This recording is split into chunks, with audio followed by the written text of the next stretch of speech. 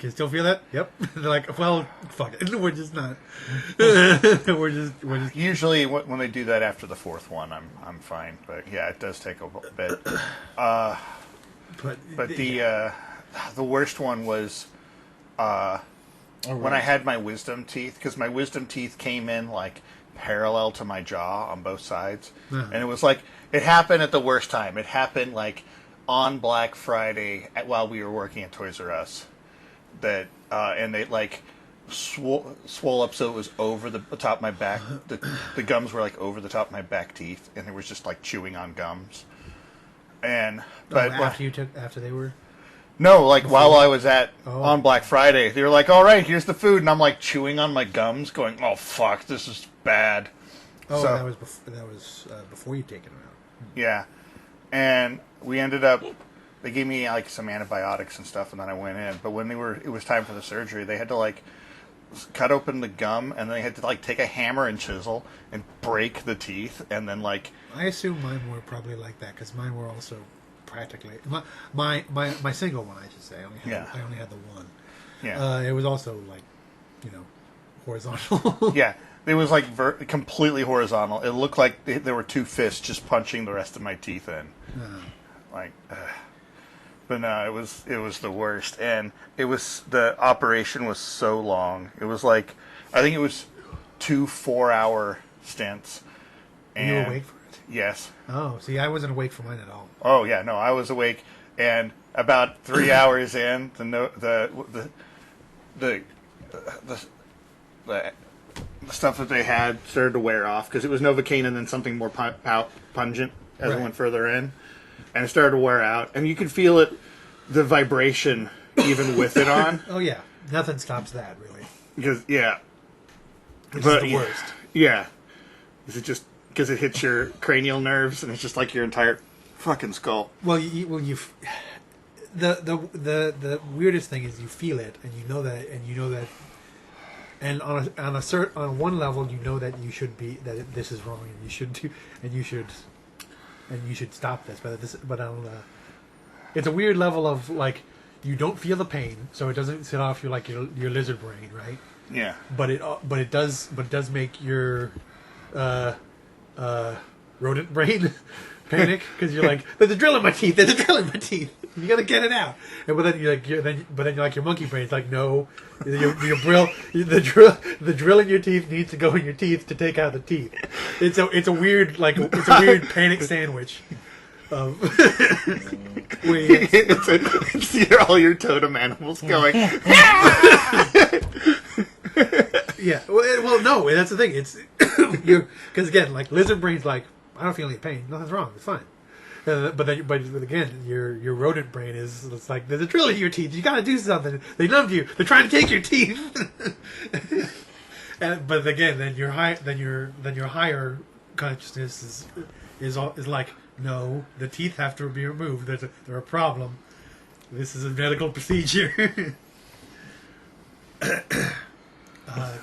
Well, like I said, for mine, I was nowhere for that. I just went into the hospital, and then I was unconscious, and then I woke up in the car. All right. I was unconscious and then woke up in my car. Yeah. The thing I remember about it is that it was the most tired I had ever felt immediately after, because I was awake because I woke up, like I said, I woke up in the car, and like I believe I know my brother came and got me, and he walked me to the back seat and like put me in the back seat and drove me home, and I was awake enough to be making sounds to sort of respond to questions and whatever. Mm-hmm. But I was the most tired I had ever possibly been. I felt so impossibly tired. It's like I went to sleep for about 45 hours. This is what I felt like. Yeah. It was such a profound feeling of exhaustion. So, while we're speaking of profound feelings of exhaustion and teeth, forever night. What fucking episode is it now? It's episode 13 of season 1. 13. Father figure. Otherwise known as the one where Marty dies. Because in the very beginning, you open with a little girl stealing comic books from a newsstand. And then she runs away. She runs into some old guy, and he's like, all his shit gets knocked down. And he's all panicky. Knocks a suitcase. His suitcase opens up. He has to grab all his shit. It's a briefcase. Cause... Yeah, briefcase. Briefcase, not suitcase, whatever. And then he gets shot. And the guy's like, you should have checked your arithmetic, Marty. There's like some gangster toughs. Yeah. Pull up. Yeah, like literally, as soon as he drops his papers, the dudes pull up in their car, just jump on him, and shoot him good. Yeah. And of course, one of them has to pull in the little. You should have checked your arithmetic and bam, bam. Yeah. And little girl goes and hides behind some dumpsters. Yeah, hides in the alley. They go to kill her too, but they just tried cheese. Yeah. To bug out. Because they're just like in the middle of the street. Yeah. And there's only so much murdering you can do in the middle of the street. Yeah, and that's the end of the cold open. Like 1 minute 15 seconds. It's a real quick one. Yep. And then it screams and goes to the title card. It's not screaming. No, just only in my mind. Although this would be great to have the night will never be the same. Yeah. That'd be real good at the end. And do. I mean, we've determined that's just a good little thing. Yeah, stinger to put places. It's just a good way to end. It's good end music. This thing's over. Leave now. So then we come back, and Nick is like pulls up to the scene at night, and then we get. I thought this guy was going to be here for the whole episode. This Daryl dude. Oh yeah. But he's just here for this one scene. It felt like he was going to be around, but he wasn't. Yeah, because they explain. They're like, "Oh, this is Daryl. He's like filling in for Skanky. Skanky had a concert at one of his kids, like a school concert thing. So he had to go do that. And so this is Daryl, and Daryl's like an Indian dude. And he's like, oh yeah. They walk over. These guys, this guy. They call him Marty Spreadsheets. Right. And they're like, oh yeah, these guys were pros. They got him. Marty's porn name. No, it's Marty Bed Sheets. Oh yeah. Don't make me spread my sheets. or Marty Spreadsheets. Depending on how desperate he is. Yeah. I mean, I think he goes through them all.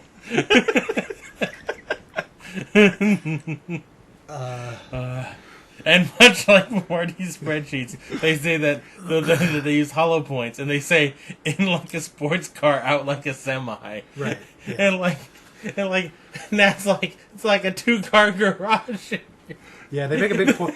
They make a big point of the exit wounds. Yeah, they really do. Daryl and Nat are having fun at this poor dead Marty over here. Yeah. As you should. Yeah. And then Nick hears the little girl. Yeah, he gets you hear the heartbeat to let you know he's using his vampire powers. Yeah. I sense a snack. And so he smells the little girl hiding in terror. Yeah. Sends her a Twitch whisper and gets banned. Yeah. Detective disrespect over there. So, he just starts drooling for no apparent reason. So the funny thing is that, like, Marty Spreadsheets got at, like, I don't know, maybe 2:30 in the afternoon. Yeah. And it's now approximately 11:38 at night, and she's still behind those same dumpsters. Yeah. That is... As you do. That is a thing. Is a large period of time appears to have passed, because it was not super late when the shooting happened. At least it didn't look very late. Yeah. And so we also see that like these same toughs from earlier are like scoping out the situation. They've got like literally like scope on like I can't get her now. She's all surrounded by cops and stuff. And, right. Maybe she fainted. I don't know. Maybe she just went to sleep dead back there. She could have. Everyone knows when a child witnesses a murder, they get real sleepy. Yeah. Reed tuckers them out. And so we get the flashback to what I was like, is this the Clue Mansion? What the fuck is this? It is a little weird.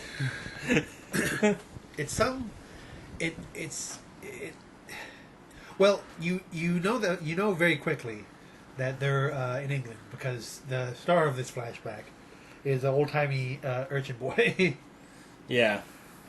It appears to be around one of the wars. Yeah. Because they got their LaCroix Oh. and Knight both have British military uniforms on. And Knight's like sporting the pencil mustache. Yeah, a bit. And Jeanette is talking in a not French accent, which means she does it on purpose here. That's the thing. That's the thing that's really... Yeah, that's a good point. It could be she's the president because she's in England. Yeah. And she's still thinking like, oh, it's 100 times war. 100 years war. I gotta suppress my French accent. That means she could do it in Toronto as well. Yeah, but she doesn't want to. She doesn't want to do it. It's not her real. Extra stank on it. It's not her real self. It's not her real self. She just has her reflexes of 100 Years War. I have to pretend not to be Frenchy. So the only real thing we get is are they speaking in an English accent then? A little bit. Yeah. Oh, Nick's the only one who tries. I'll put it. Jeanette doesn't really. She basically sounds less French. she sounds less French, and LaCroix gives no fucks. LaCroix is kind of amazing in this episode. He is a little bit because like we said, it's starring a little urchin, English urchin boy, yeah, and he's lurking in this building, which I don't know what this building is really. I assume it's the Clue Mansion. A Clue Mansion, maybe a theater, perhaps, but. He's like lurking, and he like runs out and does the old bump into Jeanette to like take her purse or whatever. He doesn't get very far. Becomes a snack Before, like he starts running away, and Knight gets him right at the door, and basically just picks him up by the scruff of the neck and marches him over, where they make him give the purse back. And LaCroix, and they basically talk about what to do with him, where Knight and Jeanette both give sort of like normal responses that are like slightly playful, and LaCroix just says like, put him on a spit, roast him on a fire, and you can tell he's not joking. It's like the other two are like, haha, we'll punish this child, and whereas he's like, kill him, I will eat this child.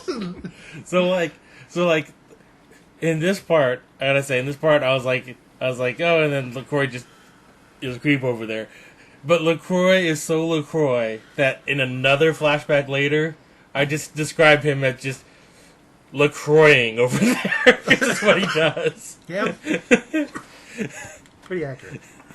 It's just becoming a verb. Unfortunately, because it's bad for everybody. So we come back present day. Because again, he's still the worst. Yeah, but the more important bit is that Jeanette seems fairly charmed by charming little urchin boy. Yeah, this little like scamp. he puts some riz on her. Yeah, and like gets like a shilling or whatever the fuck. Yeah, for being flattering. Like he calls her a princess, I think. Yeah, he does call her a princess. And then yeah, they let him go with that. He Yeah. says, "Oh, you stole the purse, but because you're charming, you get a shilling and you get to run away. You don't get to be put on the spit." The Rizzler lives to riz another day. In the present day, we get really the only scene with Stone Tree, because he's busy directing this episode, remember? Oh yeah. He tells Nick that, like, he's like, you got the kid now. You finders keepers. Yeah. It's your responsibility until we get the dad back. Dad works on an oil rig. So we gotta, like, go get him. And bring him, so you're stuck with him. Meanwhile, Skanky's talking to Mrs. DeMarco, her, like, babysitter for the time that her dad is away. And, like, she's all shook up over this whole thing. Wait, wasn't Skanky replaced by what's his name? See, that's the thing. Only in that one only scene. in that one scene. Like we said, like you said, it seems like he's going to be a while.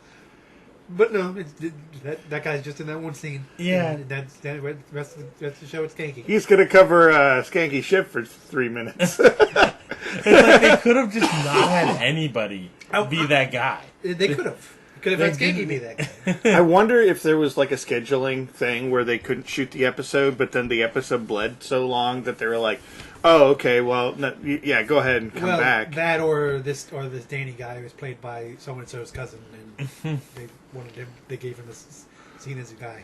Or maybe he's going to be someone that comes back later on. Or he's banging the director. I don't know. So yeah. So Skanky's in with Mrs. DeMarco, and this is where we learned that that the kid is Lisa, Right. and that Mrs. DeMarco's like, she's a good kid, but she's like a fucking handful. She'll get away from you like if you turn around. Yeah. She likes to run away and cause trouble. Yeah. Nothing serious, but she just is mischievous. The mom's dad died in a car accident from a drunk driver.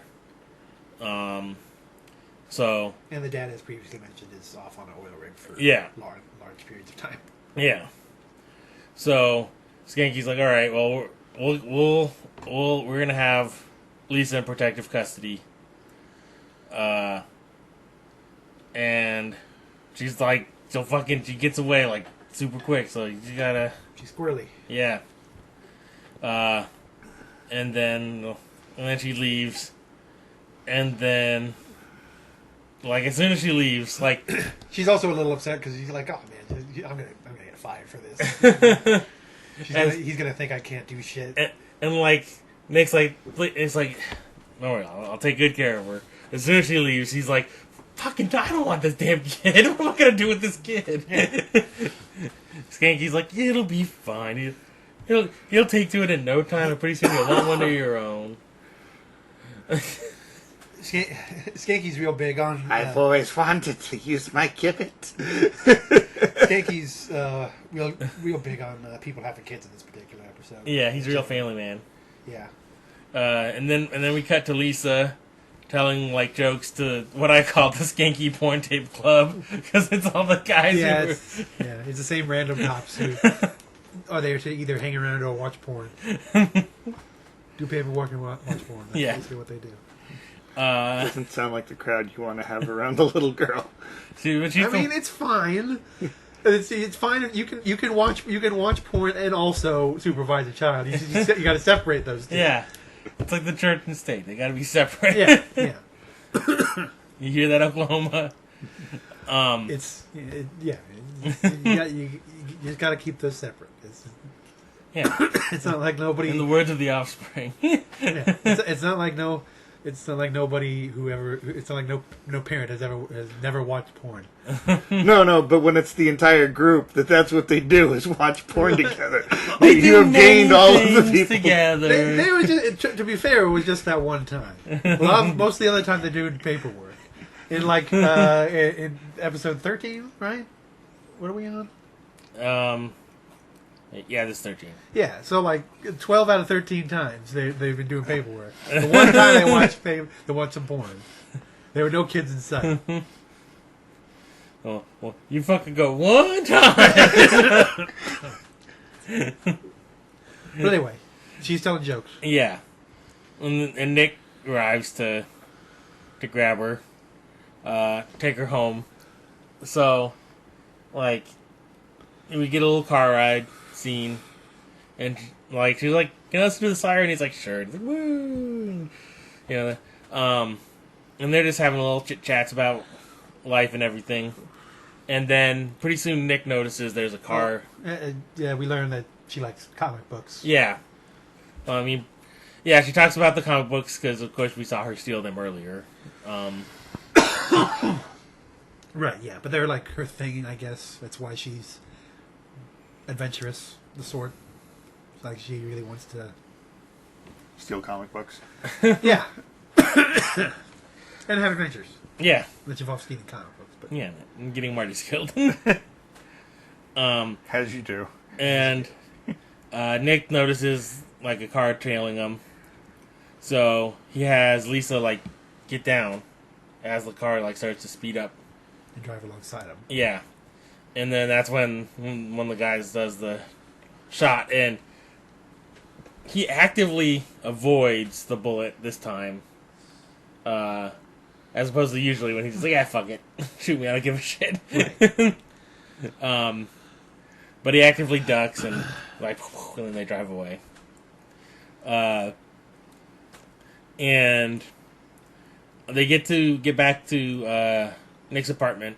Yeah, they call it in. Obviously. Yeah. They don't just brush it off and whatever. But yeah, but they get out fine. And Yeah. And like Lisa walks in like wearing the big giant bulletproof vest. yeah. It's funny. It's also funny because evidently Nick keeps that in his car, but never wears it or does anything with it. Why would he? I know. Well, but it's standard issue. I mean, they have to have it. So it's like maybe he uses it as a pillow in the trunk when he goes to sleep. He probably does. Get the drool off of there. That's what I would do. I mean, again, it's like standard issue. He has to have it. It's just he doesn't need it. So his makeshift coffin bed back there. He has to. he cuts strips off of it to replace the holes in his coat every time. He has to remove the dirt because he has to sleep in his home dirt or whatever. Yes. I don't know what rules they're using here. I know. I'm just making up vampire rules for it. It would be great if you peel back the sheets on his bed and it's just a pile of dirt. But he's got like silk sheets on it and shit. Or he has to because he has to have the home dirt with him with him in a coffin. And he sleeps in the trunk. He has to have like a potted plant in there. Yeah. Skanky pulls out like, why do you have a ficus plant? It's just pot. Gotta bring some of the home tank. I mean, it's how else do you relax? The stickiest of the Transylvania Yankee. So, she immediately starts trying to dick around with all those ancient vampire relics that he just keeps around. Yeah, which is kind of funny. Really. Like she goes right to the fridge too, and sees all this blood bottles just hanging out. Man, what we learn about the blood process that Nick goes through is something. It's Also really true. something later. Also true. We're getting ahead of ourselves. Yeah, she's just bopping around, being like, "You're kind of weird, man." She does ask him if he's gay at one point, or ask him if he's straight. That's same diff, really, but yeah, it's really just asking from the other angle. yeah. Meanwhile, Nick makes 2 calls. He calls Nat to come over to actually check out his actual gunshot that actually gives a shit about. Yeah, because he was hit. He just didn't care. Yeah, he just tanked it, and then he calls Skanky to bring some food for the kid because he's like, I have nothing here. Yeah, I have nothing here but human blood. It's not human blood. I believe it's animal blood. Yeah, that's right. It's animal blood. Yeah, Pig blood. I think cow. You don't. He might mix it up. You don't know. That's good. Yeah. Half cow, half pig. Half and half. Half calf. Half calf. Oh boy. So he's trying to cut back.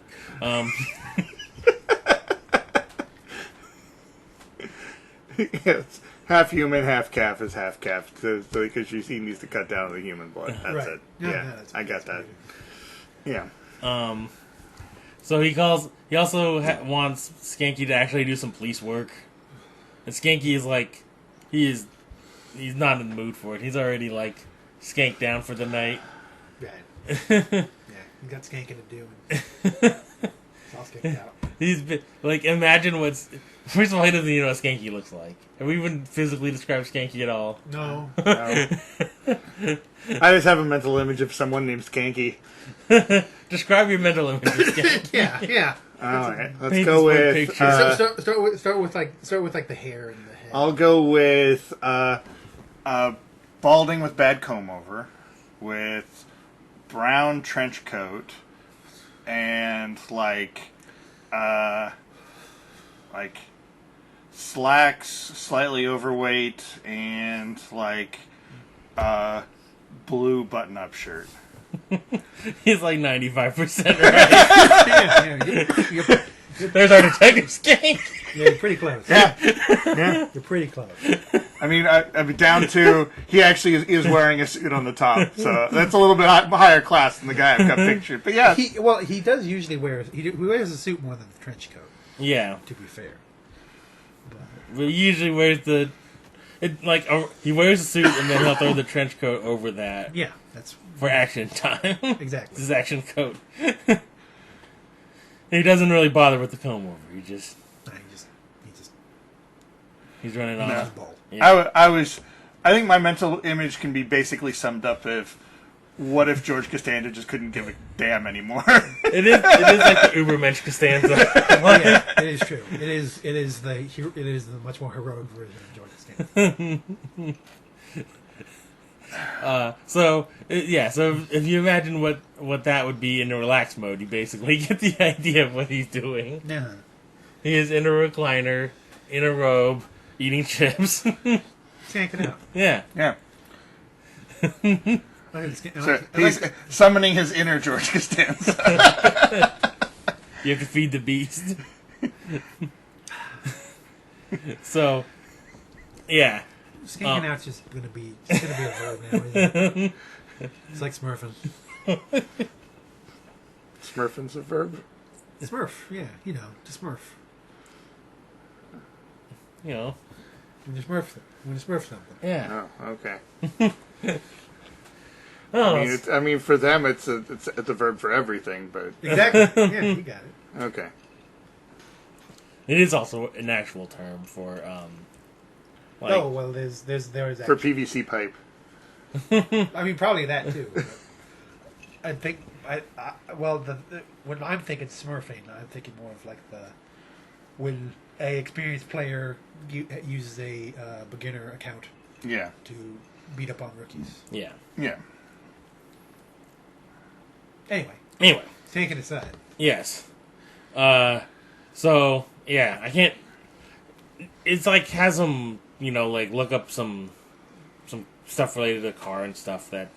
But like he wants to do that and also bring food, and that's the real thing. It's Yankee is he really doesn't want to. Yeah, he's like, I need food for a human child Yeah. because I have no food for a human child. Yeah. Being very specific about that human child thing. Yes, yes, I am. So, yeah. So then we get the flashback to when the Vampire Club had a pet human. Yeah. So they're just hanging out in the, I don't know, is this the conservatory? I don't know. Again, we're really unclear. Like there, as previously stated, LaCroix and Knight are in some sort of military officer uniform things, but they're just sort of hanging around this house. Yeah. I'm just waiting for the Reservoir Dogs scene where you are Colonel Mustard, you are Miss Peacock. But they're just sort of hanging around this house, and they've adopted this little urchin. Yeah. Basically, And like, Jeanette's feeling all maternal. yes. And Jeanette and Nick give him like a toy fire truck. Uh-huh. And then this is where I said LaCroix is just LaCroixing off to the side because he's just making face like over, just like Yeah, he's basically just in a corner, sitting in a chair, like sipping something. making and Yeah. just looking disapprovingly. But yeah, like doing it in the weirdest way because he's like doing eye things and mouth things. I can't even do the things he's doing. No, it's LaCroix. He's LaCroix in the same way that Skank is Skank. It's true. He's in his element. He's doing what he does best.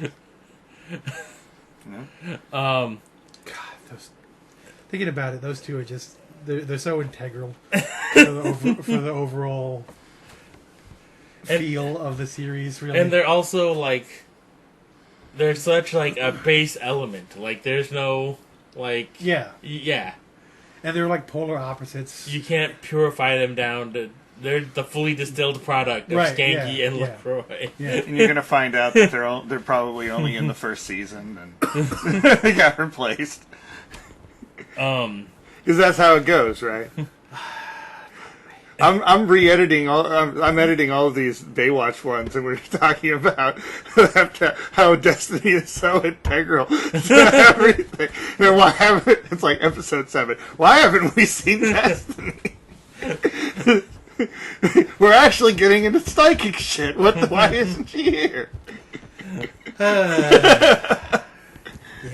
well, I mean, the real blow to it was then also losing Ellerby. Right. That was the bigger punch. 'Cause Yeah. you can do the dumb idiots walk into spooky psychic shenanigans on a fairly regular basis, but if you lose Ellerby, it's just the heart's gone And the muscle. and the muscle. But you got the guy with the camera. I mean, Yeah, that's a trade-off. we have the human gold retriever with a GoPro taped to it. Mr. Peanut Butter, the photographer. So, in the present, like, Lisa's talking to Nick some more, and she's like, telling Nick how Nat really likes him. Yeah. I think she says like she's got it bad. Yeah. She's basically like, she wants you to stick her sometimes, you know what I mean? yeah. And Intercourse, Marty.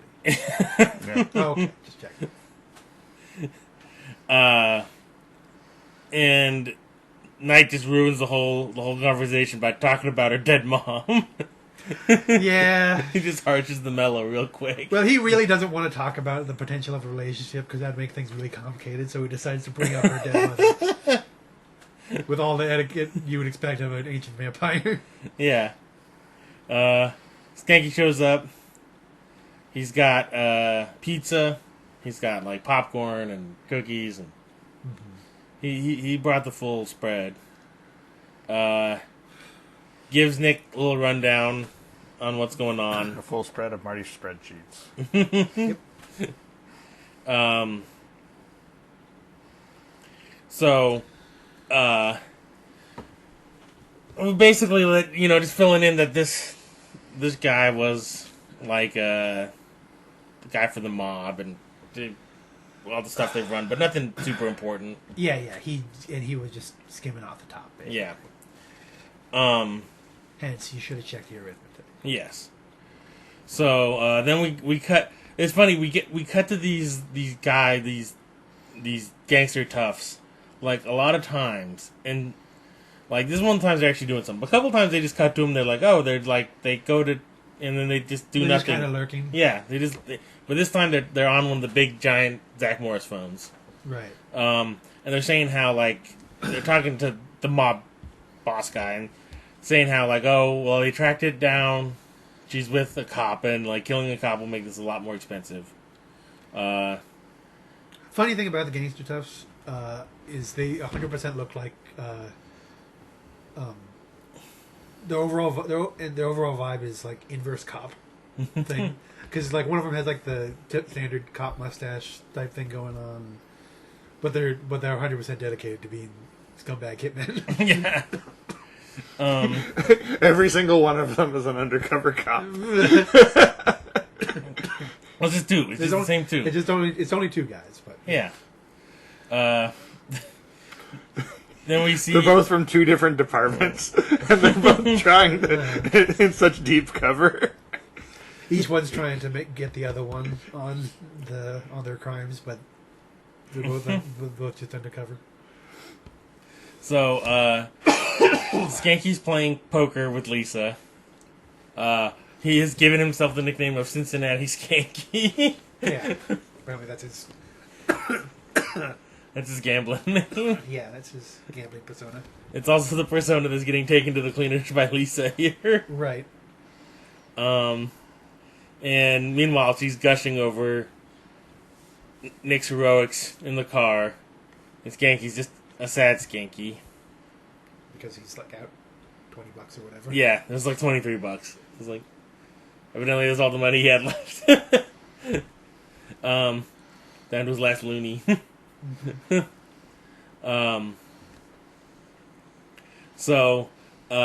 And then Nat takes Nick to go get, like, stitched up. Yeah, she shows up. Yeah. And evidently, like, he still has an open wound from the bullet. So she's like, this is great, this is an improvement. And she's like, he's like digging around in there, and he's like, ow. He's like, it hurts, this is great.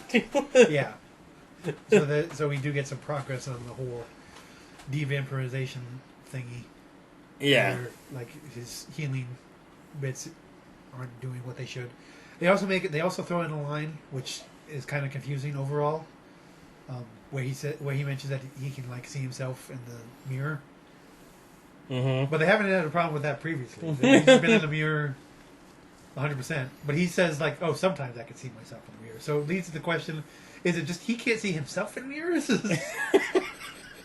It's like he doesn't. It's not that he doesn't have a reflection, but somehow his vision can't pick up his own reflection. Is that how the vampire rules work? Maybe That's how he says it. I know it makes it hard for like to use that as a detection tool. Like, what are you gonna? Yeah. like we've smeared some paint on your face. What color is it? Yeah, it's a little weird. And it would also be funny because then it's like it's the rule like where he can't see himself in the reflection, but he can still see the paint, and then Right, it just yeah. ruins the whole test. Yeah. Like, It's him he can't see. The Yeah. paint's fine. yeah, Yeah, it's just blue. What are you talking about? I Yeah. see a blue dot floating. It's the mocap. Yeah, a little bit.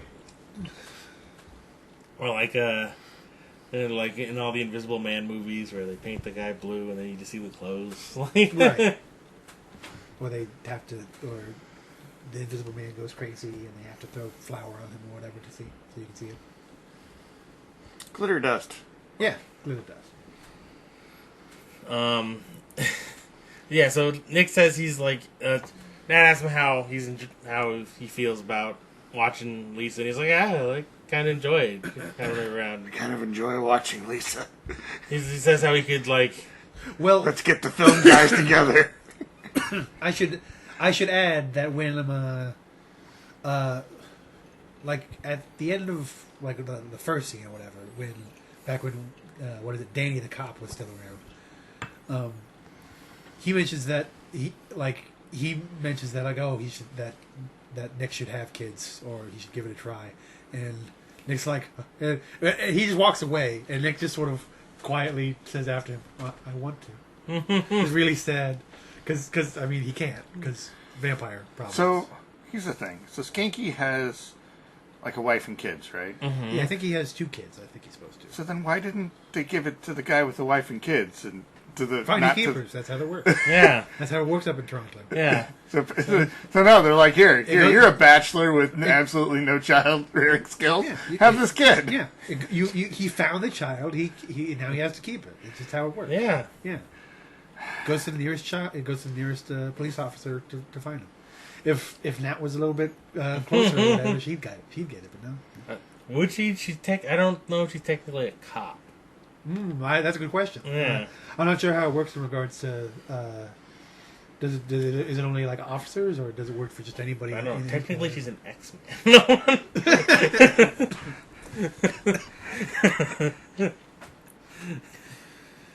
I mean, but they work with kids all the time. So Yeah. They have a school and everything. yeah.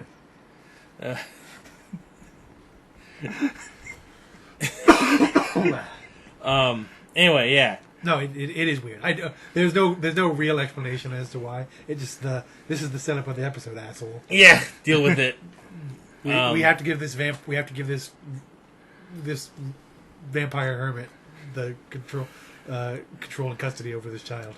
And then after he says that he's like enjoying having Lisa around, there's another flashback. Yeah, I think he mentions that. Oh, he used to he used to be taking care of it. Yeah, and so like it's not every time, but I think maybe from this point forward, most of the flashbacks are him telling the story to Nat. Before it was just like him at other times, but now he's telling the story to Nat. Yeah, it feels that way. Because she asks about like whatever happened to I forget his name, Danny or whatever the fuck or Ben or some shit. Yeah, I don't remember what the little urchin boy's name was. Yeah, Little Billy. But In my head, he's just little urchin boy. Oliver Twist. He might as well. He's got the hat and everything. And so in this flashback, he's remembering where like Just Tiny Tim. LaCroix is being like Again, very close. If he was crippled, yeah. LaCroix is being real creepy about how cool it would be to turn the kid. Yeah. It's- So they've, and it's clear at this point they full on like adopted this kid for a little bit, and LaCroix's like, hey, you know what? He's a well. He adopted him. Knight and LaCroix are basically talking about like how complicated the situation is, and LaCroix's just like turn him into a vampire. Yeah, What do you mean? he wouldn't turn on his own. They adopted him in the same way that XL adopted Minchie. Yeah, kind of. It's the one. It's the. I mean, he's literally little urchin boy. You Pet / emergency food nobody's supply. nobody's gonna say shit about just adopting a random little urchin boy at the time. If you Yeah, want to take care of him, you can take care of him.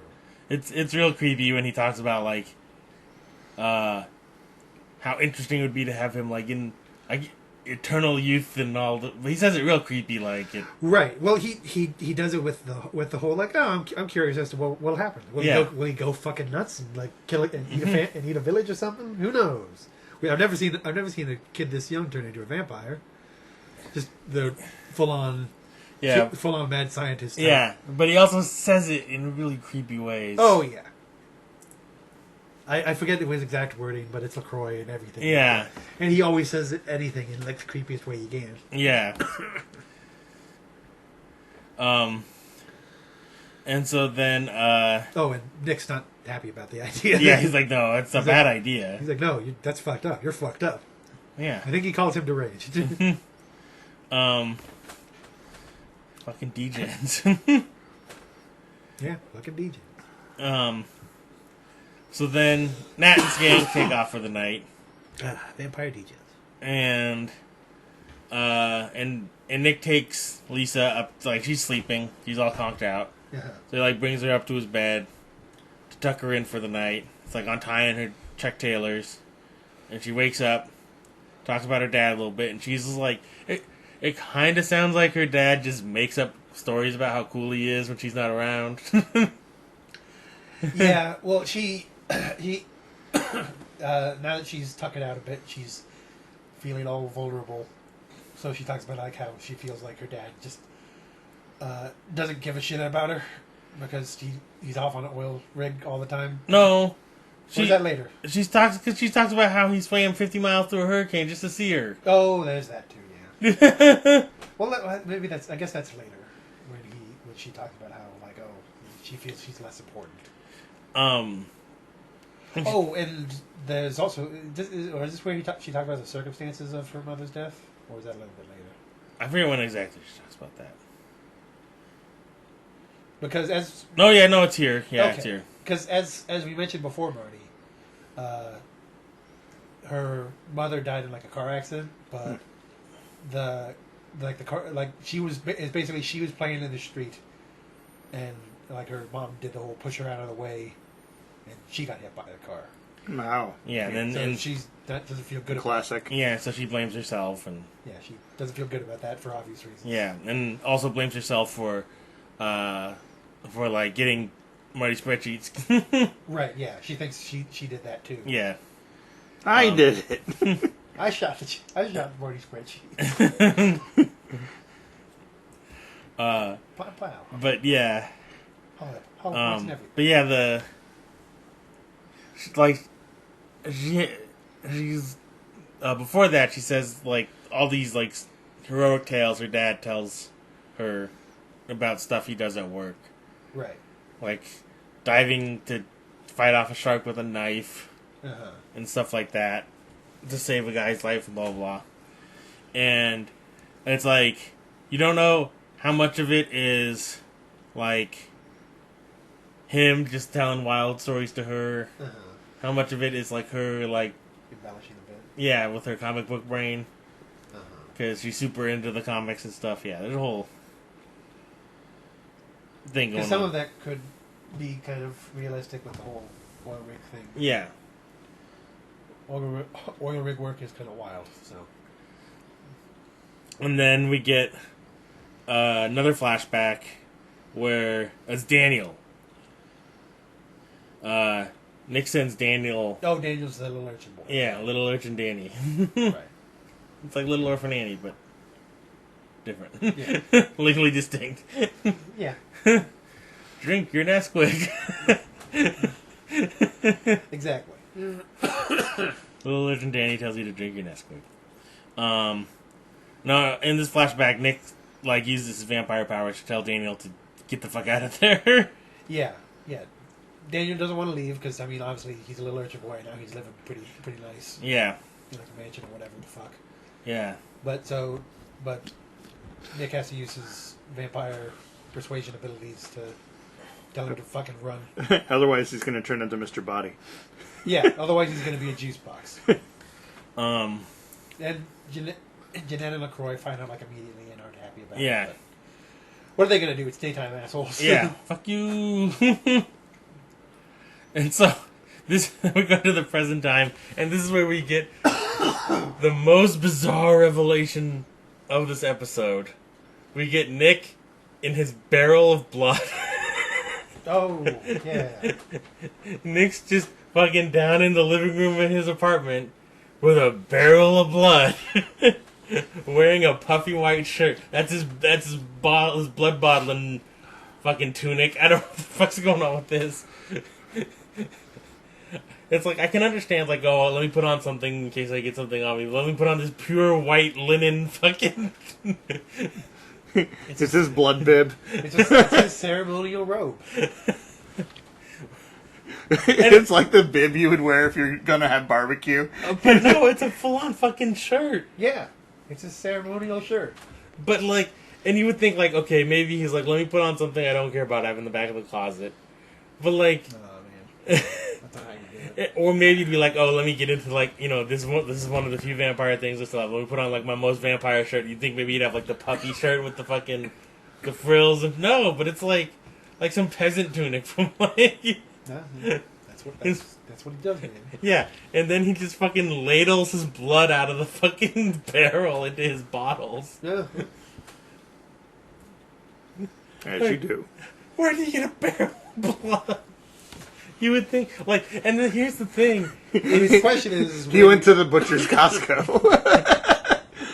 Here's the thing, is like earlier when Lisa was digging through stuff, she like opened the refrigerator, just got all the bottles. You think, oh, it's just like wine, right?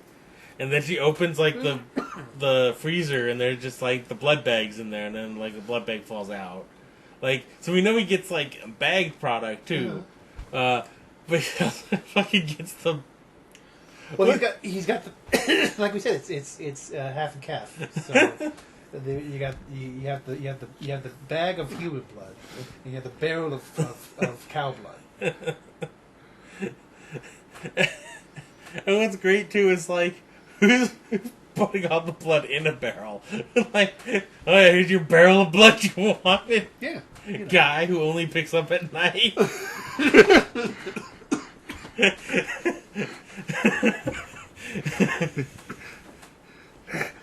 fresh is it? And Got the good stuff. and like when he, I've got to cut it with some stuff, so I here's the think other it's thing. got to be pretty good. Every time we see he's got his in his refrigerator, there's a maximum of like 5 bottles in there. So he keeps like 5 bottles in the refrigerator, and then the barrel just in a closet somewhere. Yeah. I don't know what's so weird about this for you. And the other thing is when he finishes like the bottle, then he has to like press like the cork into it. Yeah. Everything about So does it? So is the barrel being refrigerated at all, or is not it just for like? knowledge, he just has it in the living room. So does he just like to have some chilled blood on hand? And that's We why don't know. he has to ladle No it in. one knows. I'd think that if it's a barrel, then it would spoil. You would think that. It's not a special barrel. It's just a plain old wooden barrel. A wooden barrel. Yes. I'm trying to explain how weird this is. And it's really hard to, because it's like a 12-second scene. And there's a lot to unpack here. I was like thinking like the plastic barrels that you would do. No. Wooden barrels so much worse. Yeah, it is. It's 100% worse. He's literally making like fermented vintage blood. Yeah. I mean, He wants the vanillin out of the oak in there. right, yeah. Really had it. No, because it doesn't work that way with wooden barrels. When you're doing something that isn't a high proof alcohol, you're looking for the rotten, sweet tart, nasty cider bacteria taste. It's the what is that? The the lambic wild back yeast bullshit. But he's using his vampire's powers to convince the blood not to spoil. Probably. Or he has like a refrigerated closet we don't know about. I mean, even refrigerated closet, as soon as you get into its wood, then it's fucked. Might be a plastic liner, we don't know. There's a lot we don't know. He just sprayed that inside down with Flex Seal. Yeah.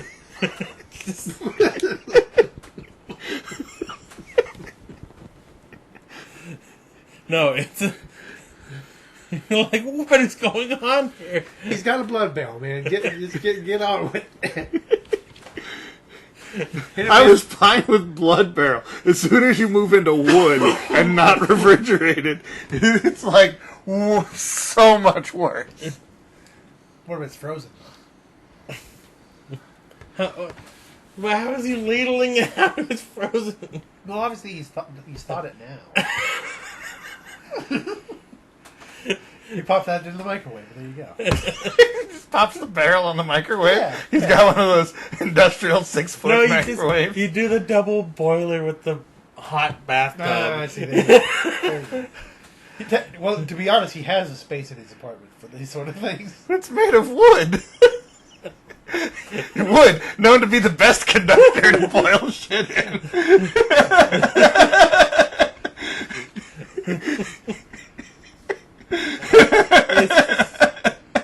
It's a lot of problems. The best way would be to take the stupid hot stones and put it on it or something. I wonder if he doesn't keep the whole barrel. Very unknown. What if he gets the barrel and then he transfers it to other containers, like immediately. Also, I don't know how blood, like, because I think it's a suspension too. Like, I know that if it sits long enough, that's why they have to do the little centrifuge. Oh yeah. To do stuff, so it's probably like all of the water level stuff is like on the top. Well, so you need the ladle, you need to get down to the blood cells. Obviously. Come on. So is he doing it like an ice box? So he freezes it so that it becomes a more potent. No, Marty. He's doing it like a big old bowl of punch. I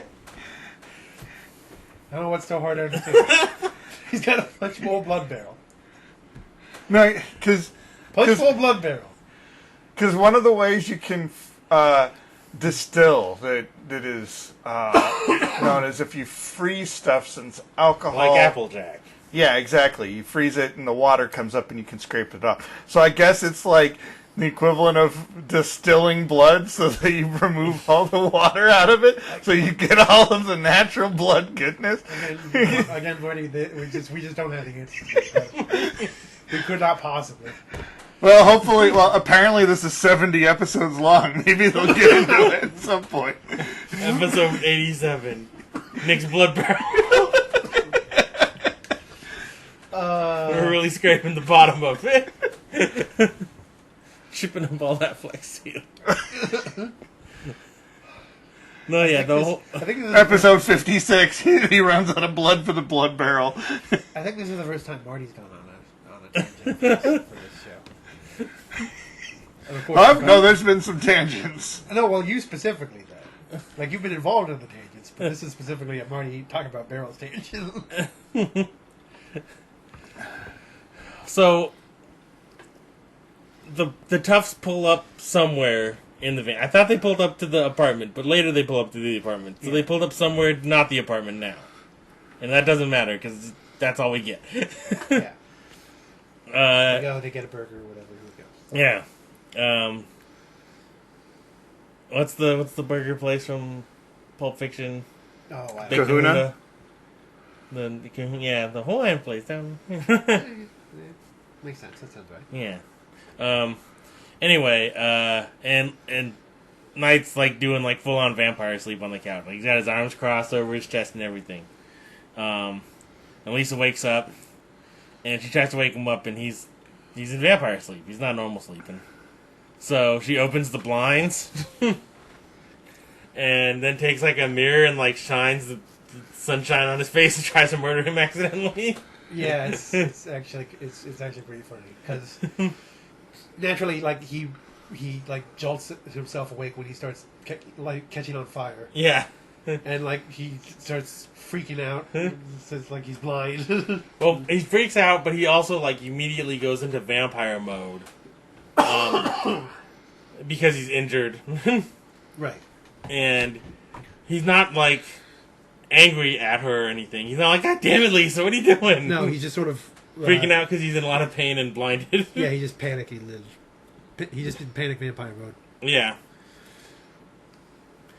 And what's great is like he's like I can't see. No, he's like and he's like doing vampire noises and runs into the bathroom and like sits on the floor and goes, "I'm blind."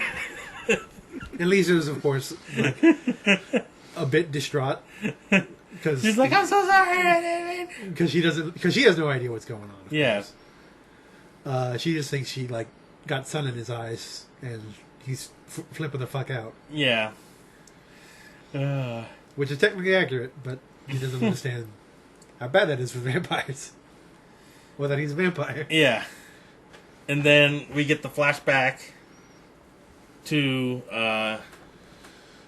back to the Clue Mansion, and like Nick's just like fucking around with He's just doing stuff. yeah, and then like the little toy fire truck like hits him in the foot, and then He goes and puts it on like the mantle, yeah, and I think he looks around for LaCroix and then we see to scold him. little vampire Urchin Danny. Yeah. He's like, "Hello, Nicky." Yeah. Uh, And I think that's where those flashbacks end. Actually, it's just, LaCroix found him and turned him into a vampire. yeah. I think there's a bit. I think there might be a little bit like after where LaCroix like shows up. Yeah, he just basically gives him a look, be like, "Yeah." I mean, I vamped him. that's just kind of what this is the last flashback. So. Okay, yeah. And then we get like the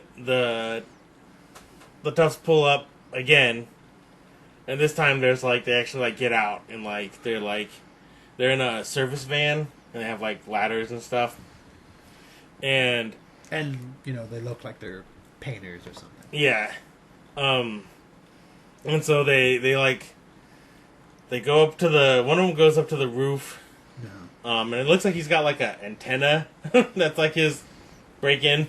Right, yeah. Probably to look like he's, a cable guy or something along those lines. Yeah. So, The other guy just goes, like, fire exit or something like that? something. He goes up something. Because they don't need... Because, yeah, not only do they find out where he lives, but then they also seemingly know that they don't, like, that he lives on, like, the second floor and there's an elevator and stuff. They didn't watch any of that because that's inside stuff, so they just... I think they actually, like, peered at him, like, through binoculars briefly before that. So they know where to go. But they just go there. They don't bother with the elevator or nothing. They just try to bust in the windows. Yeah. And so Skanky has Lisa's dad down at the station, and he seems kind of like a weird, sketchy dude. Yeah, he seems a little bit sketchy. Mostly tired, if anything. Yeah. But. Like, there's nothing particularly bad about what he's saying. No. He said he's the one who taught Lisa how to play cards. And it's like, oh, you didn't, did you? And he's like, I did. Yeah. But, like, they definitely, like, hired, like, schlubbiest guy they could. Yeah. But anyway, But they're just having, heart-to-heart dad yeah. talk. And so then you cut back to Knight's apartment, and, like, they're starting to break in, and, like, at first he's, like, just having to listen, because he's still blind, but at some point he gets better, and you don't know when. Yeah, he's still for a little bit he's still in vampire freakout mode and also blind, but he manages to he hears that they're coming, and he like shakes off the vampire freakout and gets into work mode. And so he has like at first like okay he has to hunt by sound because he tells Lisa to stay absolutely still, right? And then he like readies himself for an ambush. And it's like, okay, so he's going to be blind, like, for a while.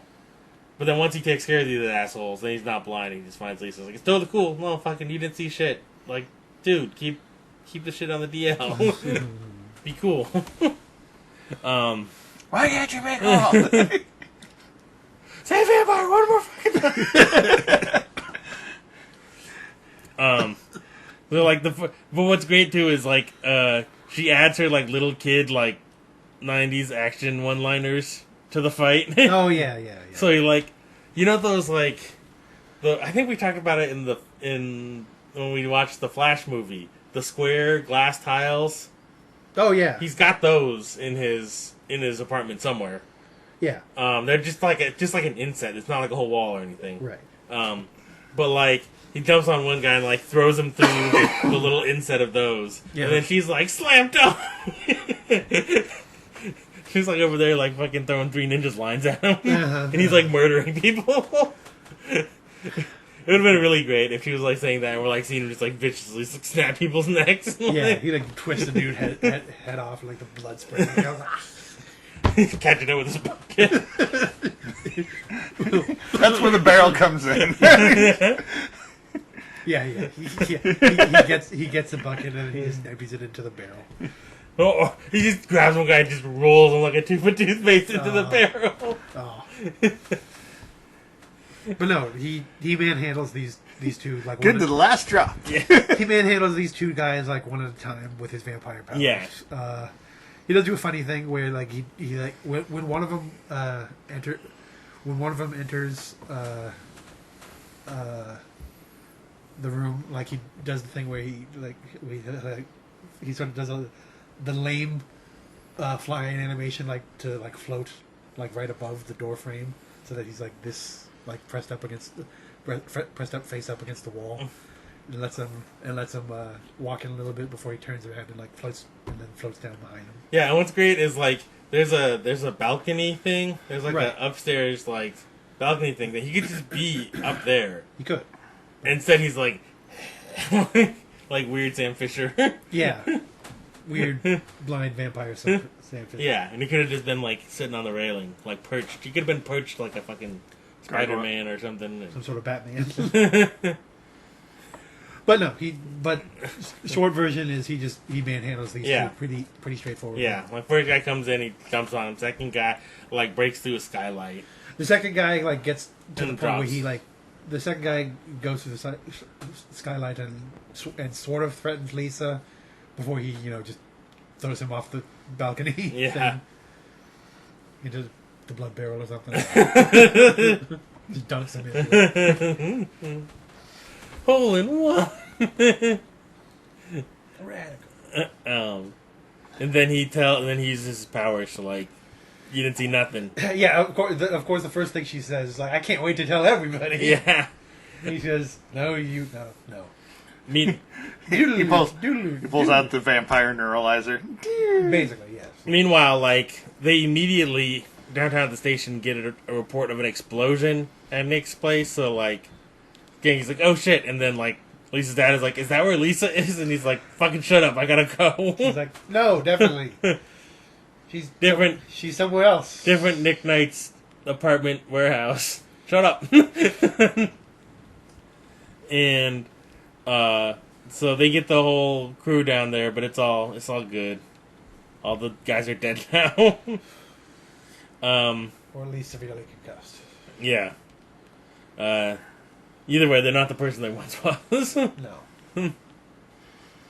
Either RIP or CTE. It's one of the two. Skanky tells one of the rookies to fuck his girlfriend or something. So Fuck Skanky's girlfriend. Skanky doesn't have a girlfriend. He wants the officer to fuck his own girlfriend. But no, he does make a weird offhanded remark that like one of the random rookies should just make a baby. What is it with Skanky and wanting other people to fuck? No, not necessarily wants them to fuck. To be fair, he wants them. He wants them to Yeah. have kids. I know those things are related, But in previous Specific. episodes, Skanky has also been very pro fucking. it's true. I mean, I'm not gonna say that's not true because I've still seen him in line. But in this episode especially, Skanky's like people should have kids. He's very pronatalist, I guess. That's the term. I like how Skanky just picks a thing for every episode, and he's just that thing, and it's different every time. Yeah. So what's great is that they don't like worry too much about everything that just happened. Nat's like putting some eye drops in Nick's eyes because he loudly yelled that he was blind before. Well, he has to pretend that he's been injured in some fashion. And, after manhandling these two men. And also like he's known to have a condition against the sun. That's like a thing. Oh, That's also his cover. that. Also true. So, like, yeah, it makes sense that his eyes might have been damaged by the sun that he avoids. Right. Yeah. And like the dad shows up later, but everybody else is already there. And like Lisa confesses that she stole the comics. And she says and they say they're going to go back to buy them properly. Yeah, So now that that she has makes stand. all this money that she got from Cincinnati Skanky. Yeah. She's forced this man. Now she's forced Cincinnati Skanky's children to go hungry.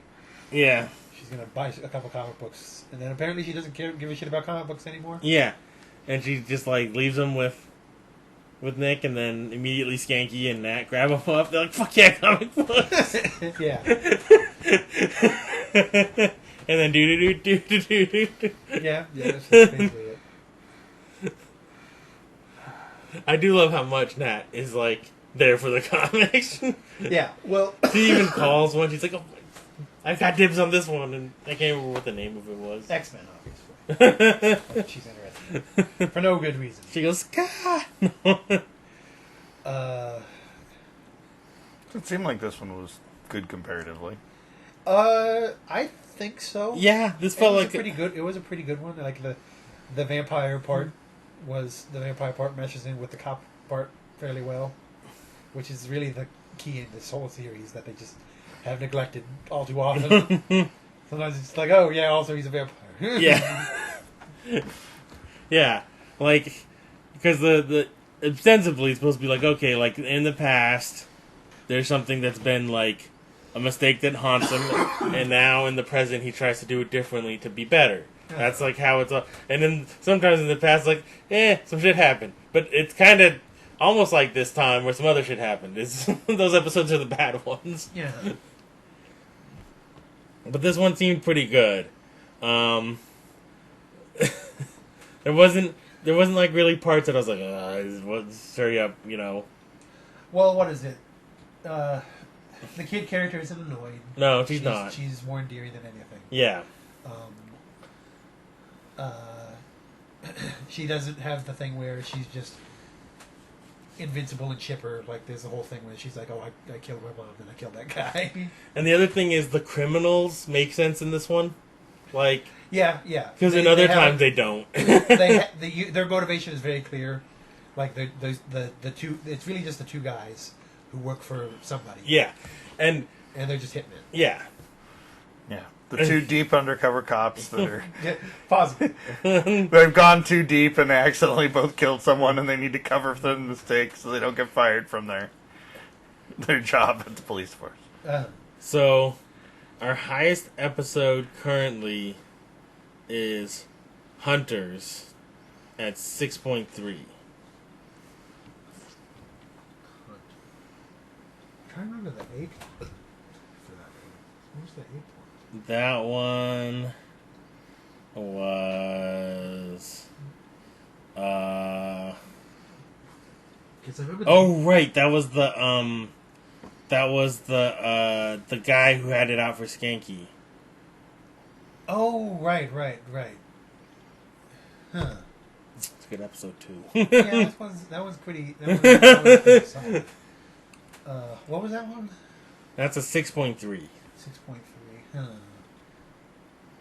And the 6 even is for I Have Sinned. I mean, this is where I'm getting annoyed. Is like I almost feel like it's between those two. 6.2? Yeah, let's go with that. It's like I was like which one was like because I was like this one's like it's a contender for the best so far. And right, then, like and like we said, like the flashbacks were like relevant.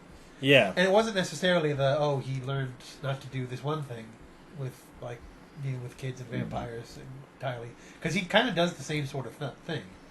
It just LaCroix and Jeanette are there to fuck it up. Yeah, pretty much.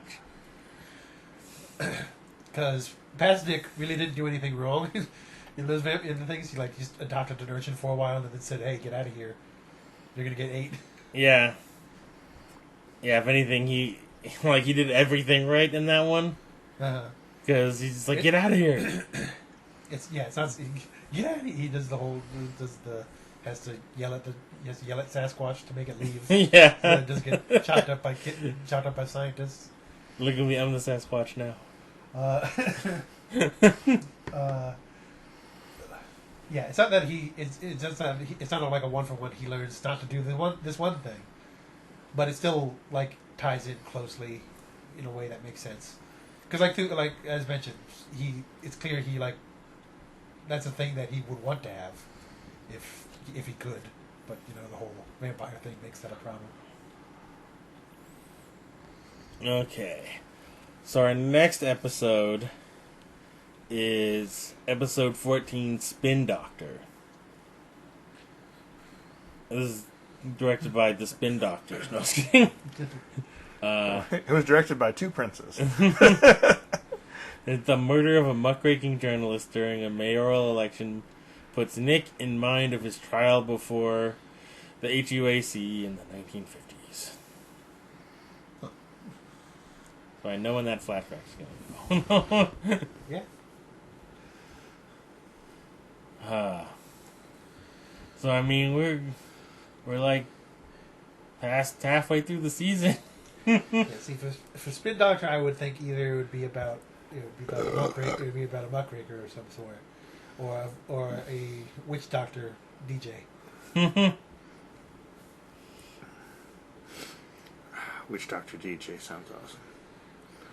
I mean, yeah, sounds pretty cool. Pretty good theme for a DJ type person to have. I like the name DJ type person. DJ type. It's a pretty good DJ name.